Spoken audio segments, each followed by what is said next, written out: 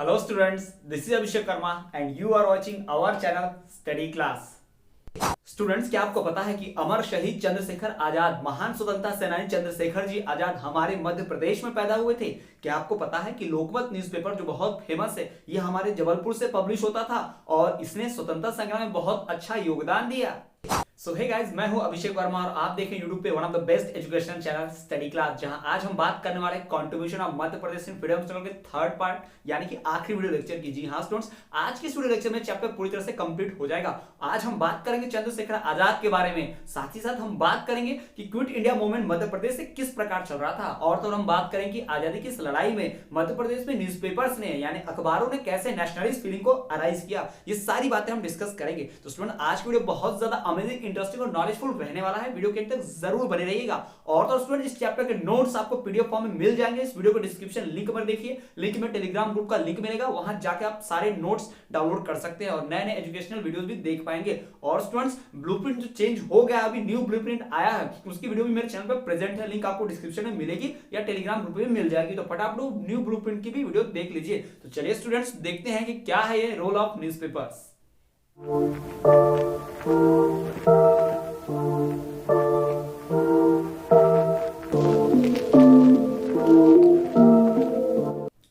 Video शुरू करने से पहले मेरी आपसे एक छोटी सी रिक्वेस्ट, मेरे इस चैनल को सब्सक्राइब और इस वीडियो को लाइक और शेयर करने की। जी हां स्टूडेंट, यदि आप मेरे चैनल पर नए हैं तो पहले मेरे चैनल को सब्सक्राइब कर दीजिए, बेल नोटिफिकेशन ऑल पर रख दीजिए, ताकि जब भी मैं कोई नई वीडियो लाऊं तो आप उसे मिस नहीं कर पाए, उसकी नोटिफिकेशन आपको सबसे पहले मिले। तो स्टूडेंट्स, प्लीज चैनल को सब्सक्राइब कीजिए, वीडियो को लाइक कीजिए और अपने फ्रेंड्स के साथ ज्यादा से ज्यादा शेयर कीजिए। तो चलिए बिना किसी और देरी के वीडियो को शुरू करते हैं। चंद्रशेखर आजाद, इनका नाम सुनते ही ब्रिटिश सरकार के सैनिकों में भगदड़ मच जाती थी। जी हां, इनका इतना आतंक, इतना डर था, इतना खौफ था ब्रिटिशर्स के मन में कि इन्होंने बहुत परेशान कर रखा था और इनके ऊपर बहुत बड़ा इनाम रखा था ब्रिटिशर्स ने। तो चलिए जानते हैं चंद्रशेखर आजाद के बारे में, उनकी हिस्ट्री, कैसे वो आजादी की लड़ाई से रुके और उनके बचपन से लेकर बड़े होने तक कैसे सब कुछ रहा है। तो देखिए स्टूडेंट, चंद्रशेखर आजाद जो रहे हैं वो बहुत ही फेमस पर्सनालिटी रहे हैं। वो एक्सट्रीमिस्ट लीडर, यानी कि वो लोग जो गांधी जी के नॉन वायलेंस पे बिलीव नहीं करते थे, अंग्रेजों से लड़कर आजादी हासिल करना चाहते थे, उनमें से एक है कौन? चंद्रशेखर आजाद। तो उन्हीं की बात हम करने जा रहे हैं। तो चंद्रशेखर आजाद जो हैं वो बॉर्न हुए भाबरा विलेज में। जी हां, अलीराजपुर डिस्ट्रिक्ट, मध्य प्रदेश के अलीराजपुर डिस्ट्रिक्ट के भाबरा नामक गांव में पैदा हुए थे।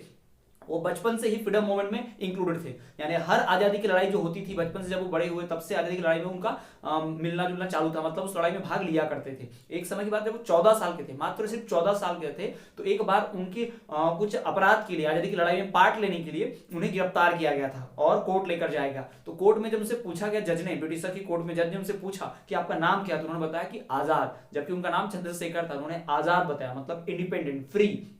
उसके बाद पूछा गया कि आपके पिताजी का नाम क्या है, तो उन्होंने कहा इंडिपेंडेंस, स्वतंत्रता, यानी स्वतंत्रता मेरे पिताजी का नाम है। तो चिढ़ाते हुए, ब्रिटिश गवर्नमेंट को बिना डरे चिढ़ाते हुए बोल रहे थे इंडिपेंडेंस। तुम्हारा एड्रेस क्या है, तो बोलते हैं जेल, मैं जेल में रहता हूँ, प्रिजन, है ना। Azad as name, independence father's name and prison as is address, ऐसा उन्होंने बताया बिना डरे हुए। तो ब्रिटिशर लोग पूरे देख के दंग थे कि इतना छोटा लड़का 14 साल का और इतना अकड़ रहा है, इतनी बहादुरी दिखा रहा है, बिना कोई डरे बोल रहा है। तो जज ने उन्हें कोड़े मारने की सजा सुनाई, और जब उनको कोड़े मारे गए, जैसा 14 कोड़े मारने की सजा सुनाई, तो हर एक कोड़े के साथ जब भी उसके ऊपर कोड़ा मारा जाता है, उनके ऊपर, चंद्रशेखर आजाद जी के ऊपर, तो भारत माता की जय, लॉन्ग लिव रिवॉल्यूशन, यानी कि इनकलाब जिंदाबाद, भारत माता की जय, वंदे मातरम, यही बोला करते थे वो। तो ये बहुत फेमस इंसिडेंट है। तब से उनके नाम के पीछे सुफिक्स जुड़ गया आजाद, तब से उनका नाम क्या होगा? चंद्रशेखर आजाद हो गया। और इसी से वो बहुत फेमस हो गए पूरे इंडिया में, और लोग उन्हें मानने लग गए और उन्हें स्पेशल वैल्यू मिलने लग गई। और इन्होंने यंग लोगों को बहुत मोटिवेट किया, उनके साथ मिलकर पार्टी बनाई और अंग्रेजों के खिलाफ हमेशा लड़ते रहे। भगत सिंह, राजगुरु, सुखदेव, इन सबको अपनी पार्टी में इन्होंने ही शामिल किया था। तो इन सब की बात हम करते हैं, चलिए देखते हैं। तो जैसा कि हमने बताया कि जो आजाद जी हैं, चंद्रशेखर आजाद जी हैं, अमर शहीद चंद्रशेखर आजाद, भले ही शहीद हुए लेकिन अमर हैं, इसे हम कभी भूल नहीं सकते, उनके योगदान को, और इन्हें हम कभी नहीं भूल सकते। तो चंद्रशेखर आजाद जी भाबरा विलेज के अलीराजपुर डिस्ट्रिक्ट में, मध्य प्रदेश के अलीराजपुर डिस्ट्रिक्ट में बॉर्न हुए थे। He joined the non-cooperation movement at the age of 14 years. 14 साल की उम्र, मात्र 14 साल की उम्र में उन्होंने नॉन कॉपरेशन मूवमेंट यानी असहयोग आंदोलन जो गांधी जी ने चलाया था उसको ज्वाइन कर लिया। जी हाँ, 1920 में 1920 में नॉन कॉपरेशन मूवमेंट चलाया था गांधी जी ने, उस मूवमेंट में पार्टिसिपेट किया किन्होंने? चंद्रशेखर जी आजाद ने। उसके बाद वंस ही वाज अरेस्टेड, एक बार जब वो अरेस्ट हुए और कोर्ट ले जाए गए तो कोर्ट में उन्होंने अपने आप को क्या कहकर प्रेषित किया, खुद को क्या दिखाया, present himself as Azad, independent as father's name and prison as his address. खुद को आजाद बताया, पिताजी का नाम इंडिपेंडेंट बताया और अपना एड्रेस जो है वो प्रिजन यानी जेल बताया कि पता जेल है। तो इस तरह से ब्रिटिशर को चिढ़ाते हुए बोले बिना डरे 14 साल की उम्र में भी, जो बहुत बड़ी बात है। तब से उनके नाम के पीछे सुफिक्स जुड़ गया, क्या, आजाद। जी हाँ, प्रीफिक्स मतलब आगे लगना, पहले पहले प्रीफिक्स और पीछे लगना मतलब सुफिक्स। जैसे सुभाष चंद्र बोस जी थे, उनको नेताजी बोलते थे, तो उनके आगे नेताजी प्रीफिक्स जुड़ा है। चंद्रशेखर आजाद जी के आगे लास्ट में, नाम के लास्ट में आजाद जुड़ा है तो सुफिक्स है। ठीक है, प्रीफिक्स मतलब आगे लगना, सुफिक्स मतलब लास्ट में लगना। ये ग्रामर का भी पार्ट है। चलिए आगे देखते हैं। Hence suffix Azad was added to his name, इसलिए उनके नाम में सुफिक्स आजाद जोड़ दिया गया। He became general officer in command of the Indian Socialist Republican Party. जी हाँ, इंडियन सोशलिस्ट रिपब्लिकन पार्टी के वो जनरल ऑफिसर कमांड हेड भी बनाए गए। आपको पता होगा स्टूडेंट, जनरल ये इंडियन सोशलिस्ट रिपब्लिकन पार्टी दिया आपके बुक में, लेकिन एक्चुअली में इसका नाम था हिंदुस्तान सोशलिस्ट रिपब्लिकन आर्मी। जी हाँ, HSRA, Hindustan socialist Republican army, जिसे बनाया था इन्हीं चंद्रशेखर आजाद, भगत सिंह, राजगुरु, सुखदेव, वो लोग जिनके पार्टी में थे। आपने मूवीज में देखा होगा, हिस्ट्री में शायद पढ़ा होगा कि लोगों ने अपना ग्रुप बनाया था और ये लोग अंग्रेजों से लड़ा करते थे। गांधी जी से अलग, कांग्रेस से अलग ग्रुप बनाए थे इन्होंने लड़ने के लिए अंग्रेजों से। तो वही के उसके हेड बनाए गए थे चंद्रशेखर आजाद जी।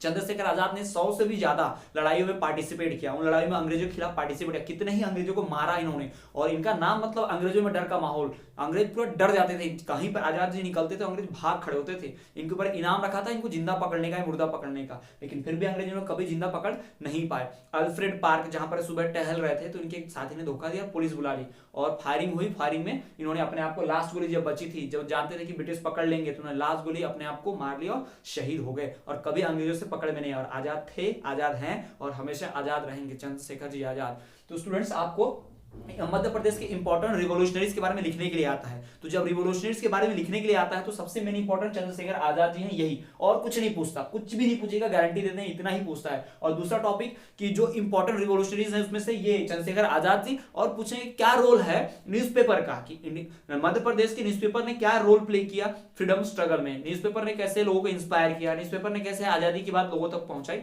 वो पूछा जाता है। नेशनल अवेकिंग में इंपॉर्टेंस क्या है न्यूज़पेपर्स का, वो क्वेश्चन आता है। या फिर पूछा जाता है कि चंद्रशेखर आजाद के बारे में शॉर्ट नोट लिखिए, उनका कंट्रीब्यूशन क्या था, या किसी एक इंपॉर्टेंट रिवोल्यूशनरी के बताइए बारे में, तो आपको चंद्रशेखर आजाद जी के बारे में बताना है। इसके पहले वीडियो लेक्चर में स्टूडेंट्स हमने बात कर ली है झंडा सत्याग्रह की, जंगल सत्याग्रह, फायरिंग इंसिडेंट ऑफ चरण पादुका, है ना, जालियांवाला बाग मध्य प्रदेश जिसे कहते हैं, उसकी बात हमने कर ली है। तो इस चैप्टर से जितने भी इंपॉर्टेंट टॉपिक्स हम आपको पढ़ा दिए। इसके अलावा जो दूसरा है वो रिड्यूस हो चुका है, वो पुरानी बुक्स में, नई बुक्स में नहीं है, वो आता नहीं है, कभी भी एग्जाम में नहीं आता है। जो एग्जाम में आता है, जो इंपॉर्टेंट है, वही हम आपको बता रहे हैं पूरी तरह से। ठीक है स्टूडेंट्स, अभी जो ब्लूप्रिंट आया कल, उस ब्लूप्रिंट की वीडियो मैंने 1 महीने पहले बना दिया था अपने चैनल पे। न्यू ब्लूप्रिंट का वीडियो ऑलरेडी मैंने 1 महीने पहले बना दिया था। आप सभी को जानकारी दे दी थी कि ब्लूप्रिंट चेंज होगा, ऑब्जेक्टिव्स 30 मार्क्स के आएंगे, 3 मार्क्स के 10 क्वेश्चन होंगे, 4 मार्क्स के 10 क्वेश्चन होंगे। इस तरह से मैंने आपको पहले ही बता दिया था। तो स्टूडेंट्स, आप जाके वो वीडियो देख सकते हैं। अगर आप इस चैप्टर के नोट्स चाहते हैं पीडीएफ फॉर्म में, हैंड रिटन फॉर्म में, तो इस वीडियो के डिस्क्रिप्शन में जाइए, आपको लिंक मिलेगी टेलीग्राम ग्रुप की, उस ग्रुप को ज्वाइन कीजिए। वहां पे आपको सारे नोट्स मिलेंगे, वीडियो लेक्चर्स मिलेंगे, साथ ही साथ आपको न्यू एजुकेशनल न्यूज सबसे पहले मिलेगी। तो उस ग्रुप में आप जा सकते हैं, ज्वाइन कर सकते हैं, फ्री ऑफ कॉस्ट है, कोई पैसा नहीं। लेकिन स्टूडेंट्स, यदि आपने अभी मेरे चैनल को सब्सक्राइब नहीं किया तो प्लीज चैनल को सब्सक्राइब कीजिए, वीडियो को लाइक कीजिए, अपने फ्रेंड के साथ ज्यादा से ज्यादा शेयर कीजिए। लाइक नहीं भी करेंगे तो चलेगा, पर अपने दोस्तों के साथ शेयर जरूर कीजिए, ताकि दूसरों तक ये नॉलेज पहुंच पाए। और इस लॉकडाउन में भी जो पैसे के कारण पढ़ाई नहीं कर पा रहे हैं, उनके पास साधन नहीं है कोचिंग या स्कूल जाने का, वो लोग आसानी से पढ़ाई कर पाए वीडियो के माध्यम से। तो नॉलेज बांटने से बढ़ता है, आप बहुत लोगों की हेल्प कर पाएंगे, कई लोग का फ्यूचर बनाने में आप हेल्प करेंगे एक शेयर करके। तो प्लीज वीडियो को ज्यादा से ज्यादा तक शेयर कीजिए, लाइक कीजिए या मत कीजिए, लेकिन शेयर जरूर कीजिएगा। तो चलिए स्टूडेंट्स, हम बढ़ते हैं हमारे अगले टॉपिक की ओर। तो स्टूडेंट्स, हमने चंद्रशेखर आजाद के बारे में बात की, एक और इंपॉर्टेंट रिवोल्यूशनरी की बात हम कर लेते हैं, जो कि है मौलाना मोहम्मद बरकतुल्लाह। जी हाँ, बरकतुल्लाह यूनिवर्सिटी आपने नाम सुना होगा, इन्हीं के नाम पर फेमस है। तो हमारे भोपाल से थे, मध्य प्रदेश के भोपाल से थे मौलाना मोहम्मद बरकतुल्लाह जी। तो इन्होंने क्या किया था, जैसे कि स्टूडेंट्स आपको पता होगा कि बहुत सारे लोग आजादी की लड़ाई इंडिया के अंदर रहकर लड़ रहे थे, और कुछ लोग इंडिया के बाहर जाते थे और बाहर के कंट्री का सपोर्ट लेते थे कि हमारी इंडिया की हेल्प कीजिए, अंग्रेज लोग बहुत अत्याचार कर रहे हैं। तो बाहर से भी वो सपोर्ट ला रहे थे, वहां से भी आजादी की लड़ाई लड़ रहे थे, जो बहुत इंपॉर्टेंट था। उसमें से एक नेताजी सुभाष चंद्र बोस भी हैं, जिन्होंने बाहर से लड़ाई लड़ी, सब देशों को बताया। ब्रिटिशर्स क्या करते थे, न्यूज़पेपर मीडिया सब पे कंट्रोल रखते थे, रेडियो पे सब न्यूज़ पे कंट्रोल रखते थे, किसी को भी इंडिया बच के से जाने नहीं देते थे आसानी से, क्योंकि अगर वो बाहर जाएगा कोई तो विदेशों में बता देगा कि इंडियन लोग के ऊपर ब्रिटिशर्स के अत्याचार कर रहे हैं, कैसे लूट रहे हैं। तो यही नहीं चाहते थे ब्रिटिशर, इसीलिए बाहर के सपोर्ट नहीं मिल रहा था तो इंडिया जीत भी नहीं पा रहे थे लड़ाई। तो बाहर का सपोर्ट बहुत इंपॉर्टेंट था। तो कई ऐसे फ्रीडम फाइटर रहे हैं जिन्होंने आजादी की लड़ाई बाहर से लड़ी और इंडिया के लिए सपोर्ट लाया है, तब जाके आजादी मिली, जिसमें से नेताजी सुभाष चंद्र बोस जी का नाम बहुत बड़ा है, सबसे इंपॉर्टेंट वही। और दूसरा हमारे बरकतुल्लाह जी भी हैं, जी हाँ, मौलाना मोहम्मद बरकतुल्लाह, इन्होंने भी बहुत लड़ाई लड़ी है। इन्होंने फ्रीडम स्ट्रगल को बाहर से चलाया है। इनका जो फ्रीडम स्ट्रगल है, यानी जो आजादी की लड़ाई इन्होंने की है, वो कहां से किया है? From the outside of the country. जी हाँ, आउटसाइड, बाहर से लड़ाई उन्होंने, देश के अंदर रहकर नहीं। बहुत लोग देश के अंदर रहकर लड़ रहे थे, महात्मा गांधी, भगत सिंह, राजगुरु, सुखदेव, चंद्रशेखर आजाद। तो वैसे ही बहुत सारे लोग बाहर से भी इंडिया की हेल्प कर रहे थे। बहुत जरूरी था, जो बाहर की कंट्रीज का सपोर्ट के बिना हम आजाद नहीं हो पाते। उनमें सुभाष चंद्र बोस जी का नाम बहुत फेमस है, और मौलाना मोहम्मद बरकतुल्लाह। ये अमेरिका गए, काबुल गए, जापान गए। जी हाँ, ये जो बरकतुल्लाह जी हैं, अमेरिका, काबुल और जापान, ये इन कंट्रीज में गए और इन कंट्रीज से सपोर्ट मांगा कि ब्रिटिशर्स को प्रेशराइज करो, ब्रिटिशर्स से कहो कि हम इंडियंस को आजाद करें, इसको प्रेशराइज करो। और इंटरनेशनल सपोर्ट हासिल करने में बहुत बड़ा रोल रहा है। और इन्हीं की वजह से, इन लोगों की मेहनत की वजह से ही, इनके स्ट्रगल की वजह से इंडिया आखिरकार आजाद हो पाया। तो ये इंपॉर्टेंट रिवोल्यूशनरी मौलाना मोहम्मद बरकतुल्लाह के बारे में ध्यान रखिएगा। चलिए स्टूडेंट, हम जान लेते हैं क्विट इंडिया मूवमेंट में क्या कॉन्ट्रीब्यूशन रहा इंडिया का। सो स्टूडेंट, जैसा कि हम सभी जानते हैं कि 1942 में क्विट इंडिया मूवमेंट, यानी कि अंग्रेजों भारत छोड़ो आंदोलन चलाया गया था गांधी जी के द्वारा। जी हाँ, क्विट इंडिया मूवमेंट जो है अंग्रेजों को भगाने के लिए चलाया गया था, वो फाइनल मूवमेंट था आजादी के लिए।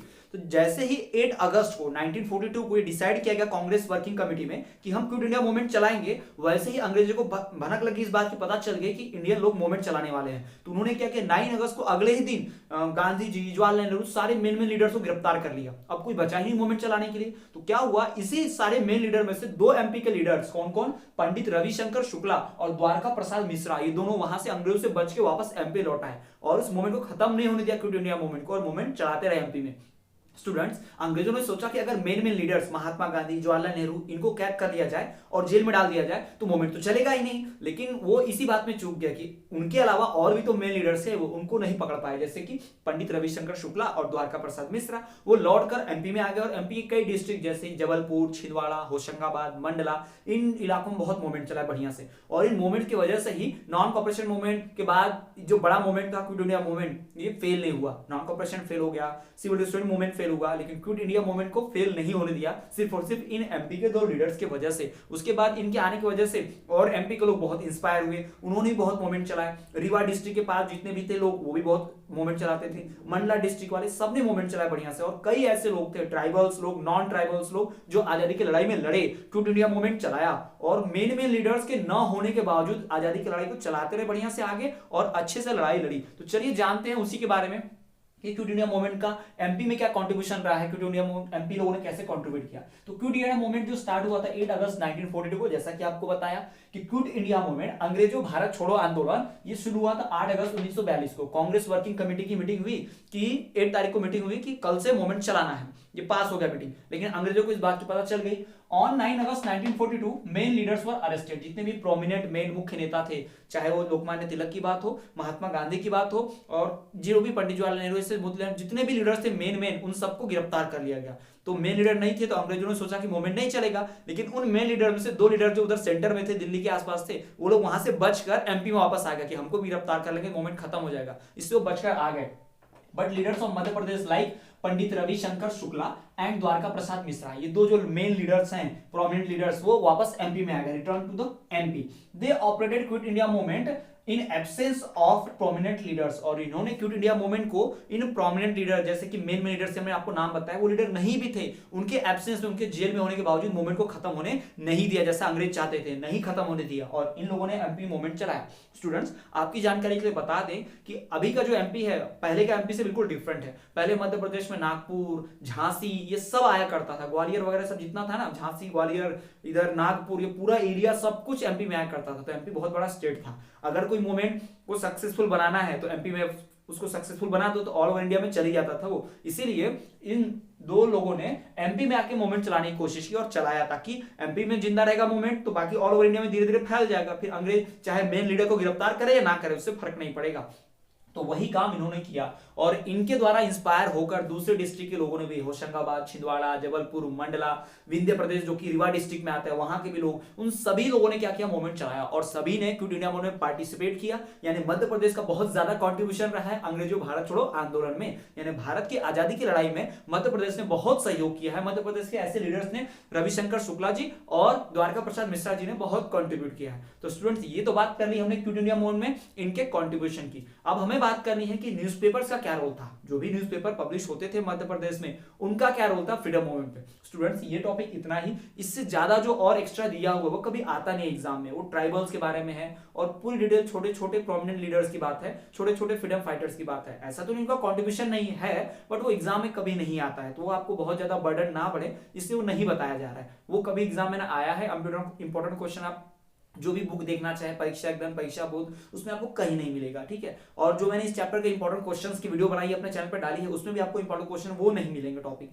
वहां से कभी सवाल नहीं आता, इसलिए वो नहीं पढ़ाया जा रहा है, ठीक है। तो अब हम पढ़ेंगे जो बहुत इंपॉर्टेंट टॉपिक है जहां से आएगा ही क्वेश्चन, वो टॉपिक पढ़ रहे हैं। तो ये क्विट इंडिया मूवमेंट हो गया। अब हम बात करेंगे रोल ऑफ न्यूज़पेपर्स की। रोल ऑफ न्यूज़पेपर क्या रहा है कंट्रीब्यूट करने में फ्रीडम स्ट्रगल में। तो चलिए बात करते हैं उसकी। सो स्टूडेंट, जैसा कि आप सभी जानते हैं कि आजादी की लड़ाई में सभी लोगों ने कंट्रीब्यूशन किया और कई प्रकार के और भी फैक्टर्स थे आए और कई कारण थे जिनकी वजह से आजादी को बल मिला, आजादी और जल्दी मिली, या आजादी में जिनका योगदान रहा, जैसे कि न्यूज़पेपर्स का काम, और दूसरी बात जैसे कि पोएम्स लिखना और कहानियां लिखना, पैट्रियोटिक देशभक्ति वाली लोकगीत गाना, जिससे लोग सुने, इंस्पायर हो, जो आजादी की लड़ाई में चले जाएं, तो इनका भी कंट्रीब्यूशन रहा। तो ऐसे ही बहुत सारे न्यूज़पेपर जो हैं वो प्रिंट होते थे जो ब्रिटिशर्स की गलत कामों को दिखाते थे कि ब्रिटिश गलत कर रहे हैं, हमें आजादी के लिए लड़ना होगा। जैसे आप कोई बुक पढ़ के इंस्पायर हो जाते हैं, बिल्कुल उसी प्रकार से न्यूज़पेपर में छपता था सब न्यूज। तो इस क्रांतिकारी ने अपनी जान दी, इसने ऐसे लड़ा, ब्रिटिशर को मारा, तो दूसरे यंग लोग उसको पढ़ते, दूसरे भी लोग उसको पढ़ते तो इंस्पायर होते, ये लोग जा रहे हैं तो मैं भी जाऊंगा देश को आजाद कराने।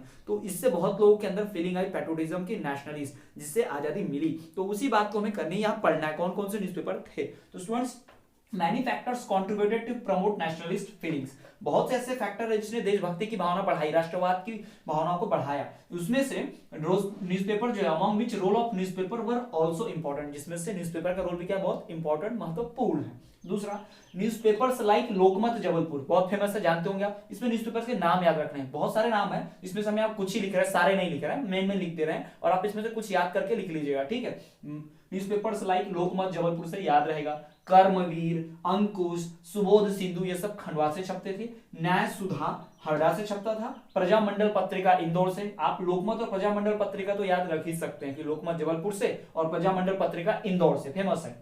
साप्ताहिक आवाज और सुबह वतन भोपाल से, ये तो जरूर याद रखिएगा। लोकमत जबलपुर, प्रजामंडल पत्रिका इंदौर, साप्ताहिक आवाज और सुबह वतन भोपाल से ये प्रिंट होते थे, ठीक है। तो इन न्यूज़पेपर्स ने क्या किया, बहुत मोटिवेट किया लोगों को, लोगों के अंदर बताया कि लोगों के अंदर ये फीलिंग्स इमर्ज की कि हाँ आप भी देश के लिए लड़िए, ठीक है। और they rose the voice against oppressive and unjust policies of Britishers, इन्होंने आवाज उठाई ब्रिटिशर्स के द्वारा किए जा रहे अत्याचार और अन्यायपूर्ण जो फैसले लिए जाते हैं, अन्यायपूर्ण जो उनकी नीतियां होती, गलत रूल्स रेगुलेशन लगाते और इंडियंस के ऊपर एक्सप्लोइटेशन, अत्याचार करते, उसको न्यूज़पेपर में छापना और ब्रिटिशर्स की पोल खोलना और इंडियंस को मोटिवेट करना, ये सारा काम इन न्यूज़पेपर्स ने किया है। लोकमत जबलपुर, प्रजामंडल पत्रिका इंदौर, साप्ताहिक आवाज और सुबह वतन भोपाल, ये नाम भी आप याद रख लेंगे तो आराम से लिख पाएंगे। जी हाँ, तो इनको याद रखिएगा और आपको एग्जाम में कुछ इस प्रकार से लिखना पड़ता है। ये न्यूज़पेपर न सिर्फ पब्लिश करते हैं ऑपरेसिव वॉइस को, ब्रिटिशर्स की गलत बातों को पब्लिश करते हैं, बल्कि ये भी दिखाते हैं कि किस फ्रीडम फाइटर ने क्या किया है, बहादुरी से लड़ा है, तो उसकी कहानी सुनकर लोग इंस्पायर हो जाते हैं। और तो और इसमें से कई न्यूज़पेपर्स को बैन कर रखा था ब्रिटिशर्स ने,